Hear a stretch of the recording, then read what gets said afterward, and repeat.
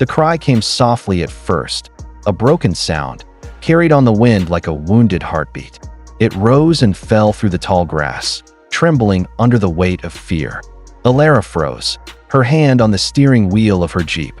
She'd been driving since sunrise, her eyes sweeping the open plains for movement. But nothing in her years of patrols had ever sounded quite like this. It wasn't the bark of a baboon or the cry of a lost calf. It was lonelier, smaller, desperate. She turned off the engine. Silence swallowed the world. For a long moment, only the wind spoke, brushing through dry grass, stirring the air with dust and the faint scent of acacia. Then the cry came again, closer this time. Alara stepped out of the Jeep. The morning air was cool against her skin, sharp with the smell of earth still wet from last night's dew. Her boots pressed softly into the ground as she moved forward, ducking beneath low branches and over patches of thorn. She followed the sound through a cluster of acacia trees, their shadows bending in long, thin fingers across the ground. And there, in the golden light, she saw a dot of baby rhino, no taller than her waist, stood trembling beside a shallow dip in the earth. Its skin was rough and gray, cracked with mud and streaked with dried blood. Around it, the grass was flattened, the soil disturbed, signs of a struggle. Alara's eyes caught the glint of twisted metal half buried in the dirt, a poacher's snare, torn open but still stained dark. The air hung heavy with the scent of fear. The calf lifted its head. Its small horn stub, barely a bump above its nose, was caked with dirt. Its eyes were wide and swollen from crying. When Alara took a step closer, the rhino stumbled back, letting out a weak, uncertain squeal. It was terrified, but too exhausted to run. Alara knelt down slowly, lowering herself to the animal's level. She didn't speak at first. In the wild, silence often said more than words ever could. The rhino watched her, trembling, its ears twitching to every sound. The rustle of leaves, the buzz of flies, the faint hum of her breath. "It's okay," Alara whispered, her voice barely more than the wind. "You're not alone." For a moment, neither moved. Then, as if recognizing something in her tone, something gentle, the calf's body softened. Its heavy breathing slowed. Alara noticed the raw mark around its hind leg, where the wire trap had cut deep. The wound was fresh, still oozing. She wanted to help, but she knew that sudden movement could shatter the fragile trust forming between them. She reached into her satchel and slowly pulled out a canteen. Tilting it, she let the water pour into the dirt before the calf, forming a shallow pool. The little rhino stared at it, uncertain, then took a hesitant step forward. It drank, shaky, unsteady, but alive. Alara exhaled softly, her heart aching with both relief and sorrow. Somewhere in the distance, vultures circled, small, black dots against the sun. She followed their motion, her gut twisting. A snare meant hunters, and hunters meant they could be close. Alara scanned the area, her instincts sharpening. Nothing but wind and grass. Still, the silence felt wrong. Too still, too watchful. She stood, glancing back at the Jeep half hidden behind the trees. She could call for backup, report the calf, wait for the rescue team. But deep inside, she knew help might come too late. The savanna was vast, and night always came quickly. The baby rhino took another step toward her, wobbling slightly. It made a small noise, almost like a sigh. Alara knelt again, brushing the dirt from its cheek with the back of her hand. Its skin was rough, thick like old leather. Yet beneath that toughness was something fragile, a heartbeat that didn't want to give up. She stayed like that for a long while, woman and calf, breathing the same air, listening to the same wind. The sun climbed higher, painting everything in gold. Time slowed. The plains felt endless. Her radio crackled faintly at her hip, breaking the spell. She hesitated, then turned it off. Not yet. Instead, she began gathering branches from the acacia grove, dry wood, brittle and fragrant. She built a small fire near her Jeep, enough for warmth and light when the night came. The calf followed her, keeping a cautious distance, as if torn between fear and curiosity. When she sat down beside the fire, it circled once, then settled a few feet away, lowering its head into the grass. The wind shifted, carrying the scent of rain.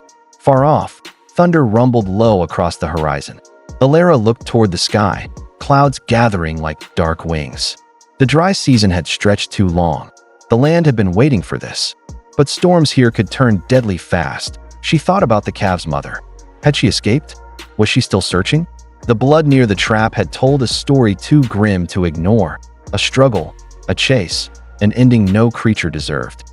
Alara's chest tightened as the first drops of rain began to fall. She moved closer to the calf, spreading a tarp between two trees for shelter. The little rhino stirred, lifting its head. Alara smiled gently. "We'll stay here tonight," she murmured. "You're safe now." The storm gathered strength, the rain turning heavy, drumming against the earth. The fire hissed, throwing bursts of steam into the air.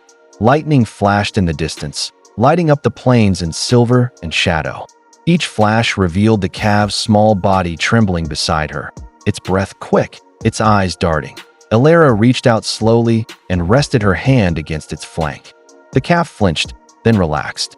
She could feel the warmth beneath its skin, the steady rhythm of life still fighting inside. For the first time since she'd found it, the rhino closed its eyes. The hours passed in quiet watchfulness. The wind howled, the thunder rolled, but inside their small circle of firelight, a fragile peace took hold. Alara's eyelids grew heavy, but she didn't sleep. Her gaze stayed on the calf, guarding it against the shadows moving beyond the light's edge. By midnight, the storm began to fade.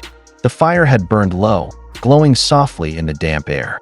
Alara sat with her back against a tree, her body stiff but her heart strangely calm. The baby rhino slept beside her, curled awkwardly in the grass. Vulnerable, yet trusting, she looked out at the plains, endless, dark, alive with unseen movement. Somewhere out there, danger still waited. But for now, it couldn't touch them. The sky began to clear. Stars peeked through the thinning clouds, bright and cold. Alara tilted her head back, breathing in the scent of wet earth and smoked in the quiet after the storm. A truth settled over her like the mist, that sometimes, in the wild, compassion wasn't a choice. It was instinct. The same instinct that drove a mother to protect her calf, or a stranger to sit through the night beside a frightened creature. The fire flickered once more, then faded to embers. The baby stirred, pressing its body closer to her warmth. Alara smiled faintly, her hand resting against its back. "The wild takes," she whispered, her voice barely audible above the wind. "But sometimes, it gives back too." Above them, the stars burned brighter. Countless, silent witnesses to a fragile beginning neither of them could yet understand. And beneath that vast African sky, two lives, one human, one wild, waited together for dawn. The sky had turned the color of ash. Wind tore across the open plains, bending tall grass until it seemed to ripple like an ocean. Alara crouched beside the baby rhino, her hands trembling as she tried to keep the small fire alive. Every gust threatened to snuff it out. Every flash of lightning made the calf flinch and press closer to her side. The air was electric, heavy with the scent of rain and something sharper, the metallic tang of fear in the distance. The horizon growled. Alara lifted her head, scanning the darkness beyond her flickering circle of light. The plains stretched endlessly in every direction, but it wasn't empty anymore. Something moved out there, low to the ground, silent but certain. Her pulse quickened. She didn't need to see them to know what was coming. Hyenas. Their laughter came first. A sharp, mocking sound that echoed across the wind. It rose, broke, and then fell again, as if the night itself was laughing at her courage. The baby rhino froze. Its tiny body pressed closer to Alara's leg, trembling so hard she could feel it shake through her skin. She reached out and rested a steadying hand on its back. "Easy shoe," she whispered, but her own voice quivered. Her mind raced through possibilities. Climb into the Jeep, try to start it, drive away, but the thought of leaving the calf behind made her stomach twist. She couldn't. The laughter grew louder. Closer. Then, shapes began to emerge between flashes of lightning. Dark figures slinking through the grass, eyes gleaming pale green in the shadows. There were at least 4 of them, maybe more, circling slowly, testing the air, testing her. Their movements were lazy, confident. They had smelled blood, and they knew their prey couldn't run far. Alara's heart hammered against her ribs. Her fingers brushed the emergency kit near the fire, a small red flare. She grabbed it and tore off the cap, hands shaking so badly she almost dropped it that a spark hissed. Then a sudden burst of light exploded into the night, a wild, red glow that painted the world in fire. For a moment, the hyenas froze, their faces glowing red as demons in the storm. Their eyes narrowed, and their laughter stopped. "Go!" Alara shouted, her voice hoarse, carried away by the wind. "Get away!" The flare burned fiercely in her hand, throwing long, broken shadows across the grass. She swung it in wide arcs, the red smoke curling around her. The baby rhino stumbled back, its small horn catching the light.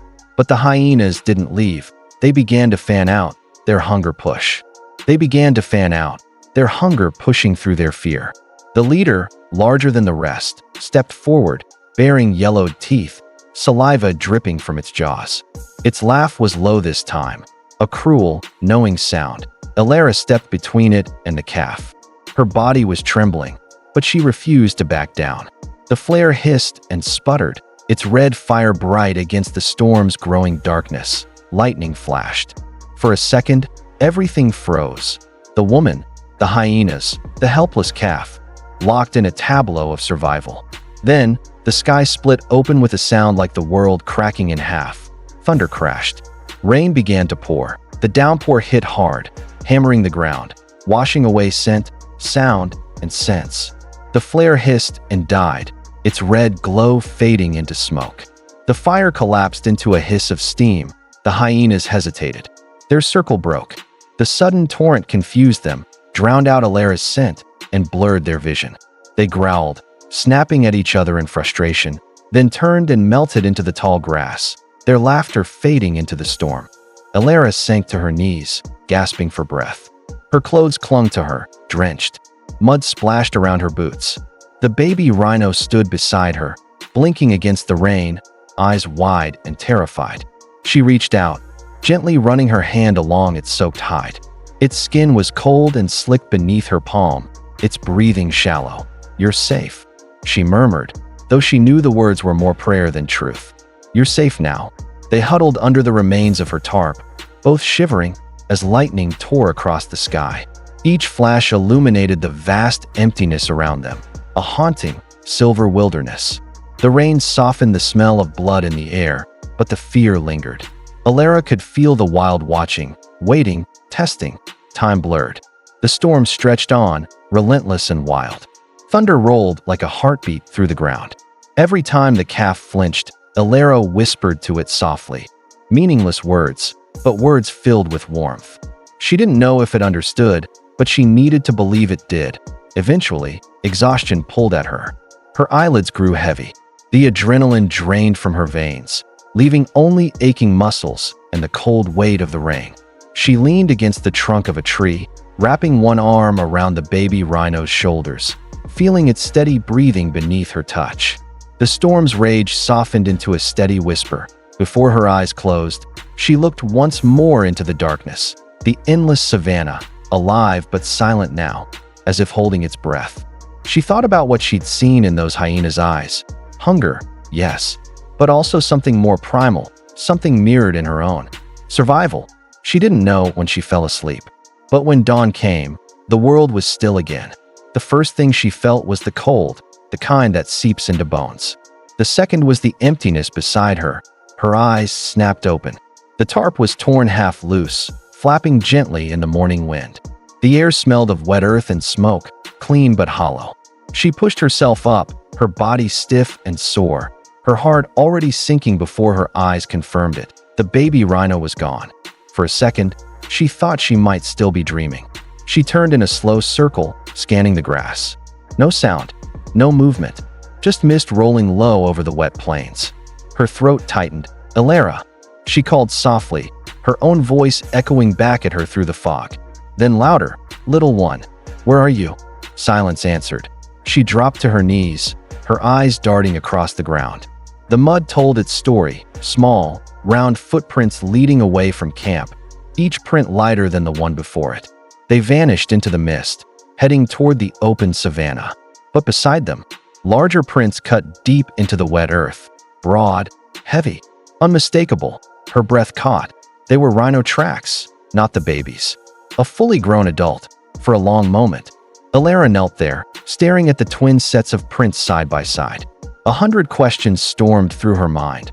Had the calf wandered off? Had another rhino found it? Could it be the mother, alive after all? She rose slowly, her eyes following the trail disappearing into the white fog. The world around her was quiet now, almost holy. The storm had washed everything clean, leaving behind only truth and mystery. As the sun began to break through the clouds, turning the mist into ribbons of gold, Alara felt something shift inside her. Maybe this wasn't an ending at all. Maybe the wild had simply taken back what belonged to it. She stood there for a long time, the wind brushing her face, the memory of that small, trembling creature still warm in her hands. The wilderness didn't bend to mercy. She had seen that clearly last night. Yet here, in the soft light of dawn, she realized something else. Even in its cruelty, nature sometimes offered grace. The prince led onward, disappearing into the sunrise. And with a deep breath, Alara followed. The savannah woke in silence. Not the silence of peace, but the kind that follows chaos, when every creature listens, unsure if the world is safe again. The air still smelled of rain and ash. Puddles glimmered where lightning had carved brief rivers through the grass. In the gray light of dawn, Alara stood by the dying fire, her eyes heavy and hollow. The storm had passed, but the emptiness beside her was louder than the thunder that had shaken the night. The baby rhino was gone. Alara's heart pounded as she scanned the horizon, a sea of wet gold swaying under the first rays of sunlight. The earth was torn in places, hoofprints stamped deep into the mud, small and hurried. But beside them, larger tracks, circular, deep. Her breath caught. Something big had walked here too. "Please, no," she whispered, crouching to trace the prints with her trembling hand. They were broad, too large for the calf alone. The edges had already filled with rainwater, but their direction was clear, cutting through the reeds toward the open plains. She rose, her boots sinking into the soft ground, and began to follow. Every few steps, she paused to listen. The wind had shifted. It carried the faint rustle of birds returning to the waking world, their songs cautious, as if unsure whether the storm was truly gone. Somewhere far off, a lion's roar rolled across the distance, deep and echoing, fading into the morning mist. The savannah was alive again, but in that fragile, uncertain way that follows destruction. Alara pressed on, her clothes damp and heavy, her hair plastered to her neck. Her every step squelched in the mud. Around her, the world glowed faintly. Soft beams of light slipped through the parting clouds, touching the soaked grass like fingers of gold. For the first time since the storm, she noticed how quiet her own breathing sounded, how her pulse matched the rhythm of her footsteps. After nearly an hour of walking, the reeds thinned, giving way to a clearing rimmed with acacia trees. The air was cooler here. She slowed, wiping her face, then froze. At the far edge of the clearing stood a shape, massive, still, and impossible to mistake. The rhinoceros. Alara's throat tightened. The animal stood broad and solid, its skin slick from rain, gray like wet stone. Old scars crossed its flank, marks of fights long survived. Its horn was chipped at the tip, a jagged crown from years of battle and endurance. Steam rose from its nostrils with every slow breath. Its ears flicked, catching the faintest sounds, alert yet calm. And beside it, small, trembling slightly, its skin still slick with rain, was the calf. Alara's eyes filled before she could stop them. The little one pressed its body against the larger rhino's leg, nudging, seeking warmth, as if it had never been apart. The mother lowered her head gently, brushing her horn along the calf's back, the touch tender and slow. It wasn't a loud reunion. There were no cries, no rushing embrace. Just stillness, understanding. The morning sun broke through the clouds fully now, painting the clearing in gold. Dust rose from the wet grass like breath. Every droplet shimmered as the mother rhino moved, and for a moment, Alara forgot the cold, the exhaustion, the fear.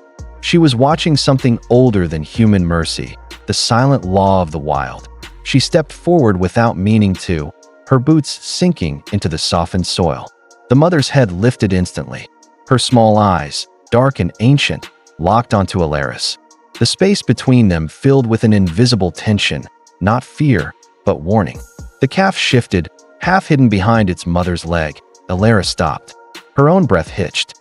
She could feel the power in that gaze, not anger, but command. It said, "This is not your story now. It's ours." For a long moment, no one moved. The savannah itself seemed to hold its breath. Then, slowly, the mother blinked. Her ears relaxed. She gave one last look, deep, unreadable, before turning slightly toward her calf. It was a glance that carried everything Alara had come to understand about motherhood, strength, and love. Fierce, unyielding, and silent, Alara lowered her gaze, a single tear tracing down her cheek. She whispered softly, as if the wind could carry her voice without breaking the moment. "You found each other." The rhinos stood together in the light, their bodies framed by the rising sun. Alara felt herself smiling through the ache. She had spent nights fighting to protect that calf, lighting flares against the dark, screaming at predators she couldn't stop. She had believed she was saving life itself. But now, watching them, she realized nature had never truly needed her. It had only needed time. She took a careful step back, then another. Her boots brushed the wet grass, leaving almost no sound. She didn't want to disturb them. The mother's head rose slightly, following her movement, then stilled. There was no threat this time, just acknowledgement. Gratitude, perhaps, in its own wild form. Alara turned toward her camp. The ground squelched beneath her, and the smell of wet soil filled her lungs. The storm's wreckage stretched before her, broken branches, overturned tents, footprints fading under the sunlight.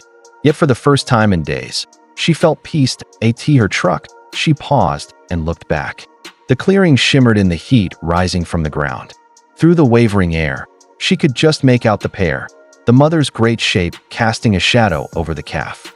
Slowly, they began to move, side by side, toward the open plains. Their outlines grew fainter with each step until the mist swallowed them whole. Alara stood for a long time, hands resting on the door of her truck, heart caught somewhere between joy and sorrow.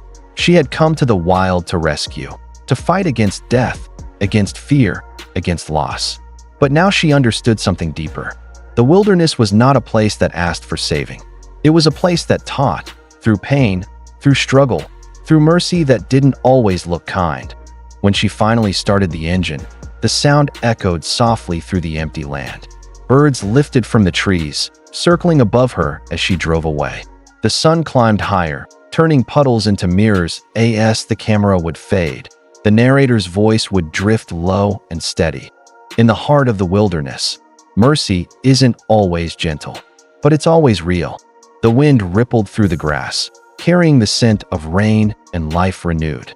And far away, beyond the reach of roads or human hands, a mother rhino and her child disappeared into the endless gold of the savannah together again. As the plains breathed in rhythm once more, the wild had healed itself.